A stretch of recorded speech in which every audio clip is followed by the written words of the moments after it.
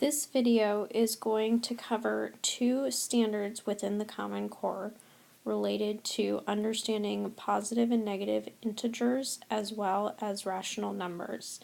I am going to talk about some strategies I've used with my students to help them better understand this concept. When I begin my unit on integers and rational numbers, I always start with something that my students have a familiarity with. In this case, since we live in the Midwest, my students have a good understanding of negative temperatures. If you are not in a situation like that, you may also bring in your science teacher to talk about below freezing types of temperatures and how they can get into the negative integers. To begin this conversation, I begin by asking the kids if they would rather the temperature be something like 50 degrees outside or 20 degrees outside. Since a lot of them walk to school, they immediately say 50 degrees outside. Then, when we are talking about the negative possible temperatures, I ask them if they would rather it be -10 or -20 outside. This is a way for them to quickly grasp that the bigger the negative number, the smaller in value it is.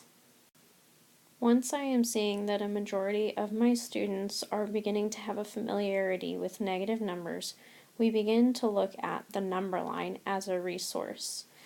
We learn that the left end of a number line is where the smallest numbers are going to be, and the right end is where the larger integers are going to be. Since I begin to see some of my students struggling with this concept at this point because they are so accustomed to 5 being bigger than 2, I begin putting things in terms of money, which is something that they have a better understanding of. For example, I will ask them, would you rather owe me $2 or $5? Obviously, they say $2 because then they don't have to pay off as much before they're not going to be in debt anymore. This begins to help them better understand that negative integers, the larger the absolute value of the number, the less they are actually going to have.